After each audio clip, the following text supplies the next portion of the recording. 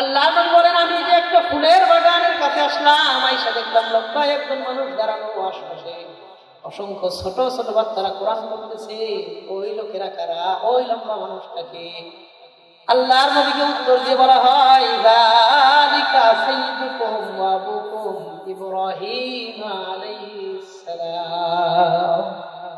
ওই লম্বা মানুষটা আর কেউ না, আপনাদের সর্দার, আপনাদের বাবা ইব্রাহিম আলাইহিস সালাম।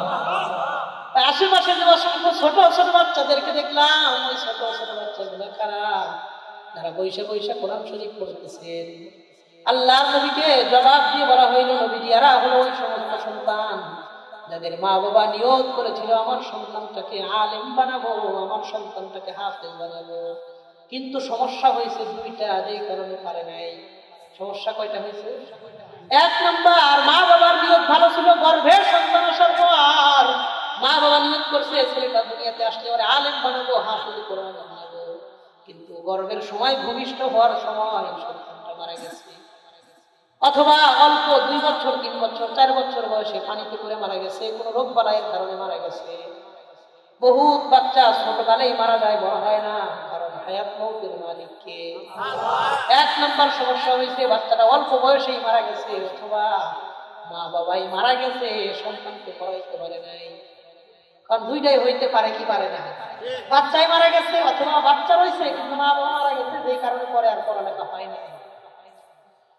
মা বাবার নিয়ত ছিল ভালো, 100 নিয়ত থাকার কারণে, সুন্দর নিয়ত থাকার কারণে এই সন্তানদেরকে আল্লাহ ইব্রাহিম আলাইহিস সালামের কাছে জান্নাতে পড়ায়া পড়ায়া পড়ায়া পড়ায়া আলেম আর হাফেজ বানাইবেন।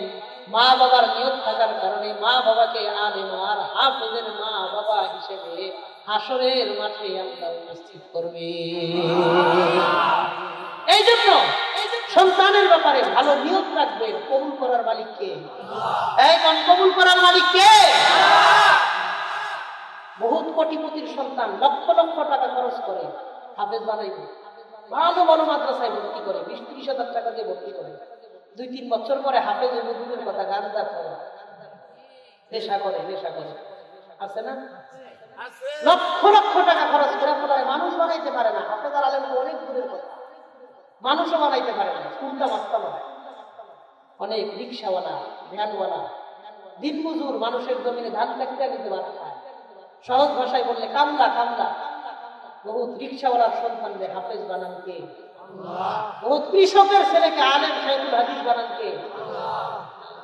আমি আমার কথাই বলি, আমরা 5 ভাই। আমার আব্বা আলেম না, আমার মা শিক্ষিত। 5 ভাইয়ের মধ্যে আমি সবার ছোট। আমার বয়স 30-32 বছর। আমাকে বড় ভাই অনেক বয়সী, আমার আব্বা আম্মার অনেক বয়স হয়েছে। আগের যুগের মহিলা মানুষ ছিলেন, পড়ালেখার সুযোগ হয় না। আব্বা আলেম না, মা শিক্ষিত না। আমাদের 5 ভাইকে আল্লাহ আলেম হাফেজ হিসেবে কবুল করছে। আলহামদুলিল্লাহ, কোন আলহামদুলিল্লাহ। এই যে আবু জার ভাই, হযরতদের সাথে আমরা যাত্রাবাড়ি মাদ্রাসায় পড়ছি। হযরত আমাদের বড়, আমি ওনাদের ছোট। আমি ক্লাসে কোনো সাবক না বুঝলে ওনার কাছে যাইতাম, বুঝাইতাম আমার। এবং আমরা এক হুজুরের রুমে থাকতাম, এক হুজুরের রুমেই থাকতাম। তো আমরা অনেক দিন একসাথে দীর্ঘদিন লেখাপড়া করছি। অন্যথায় এই এলাকার মধ্যে একজন মানুষকে আমি চিনি না। আর আমি আমার পরিচিত এলাকা ছাড়া কোথাও মাথা রাখি না। যে জায়গায় চিনি, যে মানুষদেরকে চিনি, ওই জায়গায় যাই। যেখানে চিনি না ওখানে যাই। কিন্তু হযরতের আবদার অনুরোধ ফালাইতে পারিনি। অনেকদিন আগে, দীর্ঘদিন আগে দাওয়াত করছি। তারপরেও আজকে বৃহস্পতিবার রাস্তাঘাটে জ্যামের কারণে আসতে কষ্ট হয়েছে। শেষ কথা, সন্তানের জন্য নিয়ত ভালো রাখবেন, না চেষ্টা করবেন, না দোয়া করবেন। আপনার কাজ দুইটা, নিয়ত করবেন, দোয়া করবেন। কবুলের মালিক কে? আল্লাহ। আমি আমার আব্বারে যেই বলছি যে আপনি তো আলেম না, 5টা সন্তানকে আলেম হাফেজ আল্লাহ এই পরিবারে বানাইছেন, কেন? কি আমল করছেন আপনি? এখনকার আলেমদের ছেলেরা আলেম হতে পারে না। আপনি আলেম না, আপনার সন্তানদেরকে আল্লাহ আলেম বানাইছেন, এটা তো বিশাল ব্যাপার। আমার আব্বা বলছে, বাজান, এমন কোন শীতের রাত নাই যে শীতের রাত্রে আমি তোমাদের জন্য কান্দে আমার ঘুম না বসে। প্রত্যেক দিন কাঁদছে। আমাদের ঘুম ভাঙতো আমার আব্বার কান্নার আওয়াজ শুনে, হু হু করে কাঁদতো ঘরে বসে, সন্তানদের জন্য কাঁদতো। আল্লাহ, আমার 5টা সন্তান, আল্লাহ ওদেরকে আপনি মানুষের মতো জানুন। নাম ধরে ধরে আল্লাহর কাছে দোয়া করছি। মা বাবার দোয়া কবুল করেন কে? আল্লাহ। এই জন্য আপনার সন্তান আল্লাহর কাছ থেকে চাইয়া নিবেন। আল্লাহ দেওয়ার জন্য তৈরি, আমরা পাওয়ার জন্য তৈরি না। কথা ঠিক আছে? আমি দোয়া করি আল্লাহ এই এলাকার প্রত্যেকটা ঘরে ঘরে একজন আলেম, একজন হাফেজ আল্লাহ তৈরি করে দেন। আমিন। এই মাদ্রাসাটা হয়েছে আপনাদের বাইতুল জামে মসজিদ যুব সমাজের মাঠে। হ্যাঁ, যুবক ভাইদের প্রতি বিশেষ করে বলবো, এলাকার যে মাদ্রাসাগুলো আছে ওগুলোর ব্যাপারে ভালো খেয়াল রাখবেন, সম্পৃক্ততা বাড়াইবেন। সন্তানকে আলেম না বানান, অন্তত ছোটবেলায় কোরআন শরীফ শিখতে হবে। কোরআন যদি অর্কাটের মধ্যে, যদি ফাউন্ডেশনের মধ্যে যদি কোরআন শরীফ থাকে, কয়েক পারা যদি ও কোরআন পড়তে পারে, ও বড় হয়ে engineer, professor, barrister, doctor, AC, কি বলে ওসি, ডিসি, এসপি, এমপি, মন্ত্রী, এফআরসিএস, এমপি, এমবিবিএস, যত বড় ডাক্তারই হোক, যত উচ্চ শিক্ষিত হোক, ফাউন্ডেশনের মধ্যে কোরআন থাকলে এই লোকটা কোনোদিন নাস্তিক হবে না। সকালবেলা যদি আপনি পেঁয়াজ দিয়ে পান্তা ভাত খান খালি পেটে, দুপুরে ভাত খাইতেন, বিরিয়ানি খাইতেন, পোলাও, কোরমা সব কিছু খাইতেন, বিকালে যদি ভেগ দেন দেখবেন ওই পেঁয়াজ আর পান্তা ভাতের ভেগ আসে। কথা ঠিক আছে না? ফাউন্ডেশনে যদি কোরআন শরীফ দিয়ে দেন, তাহলে হাজার উচ্চ শিক্ষিত হোক, কোনোদিন আল্লাহর নবীকে গালি দিবেন।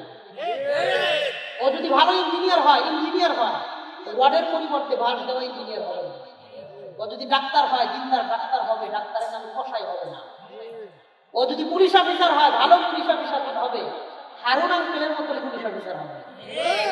সব দুর্নীতিবাদ পুলিশ অফিসার হবে না। কথা কন ঠিক কি?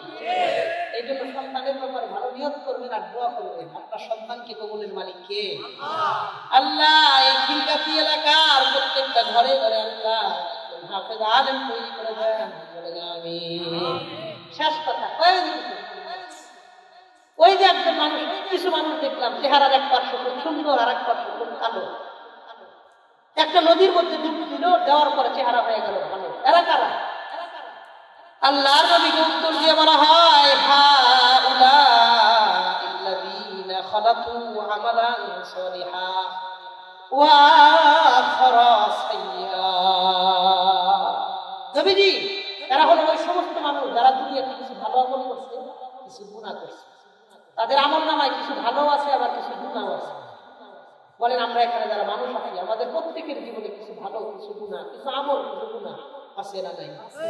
আমি আপনি প্রত্যেকে মানুষ, আমরা ফেরেশতা না। আমরা মানুষ, আমরা ফেরেশতা না। আমাদের প্রত্যেকের জীবনে গুনাহ কারো কম কারো বেশি থাকবেই। কথা বল ঠিক কি?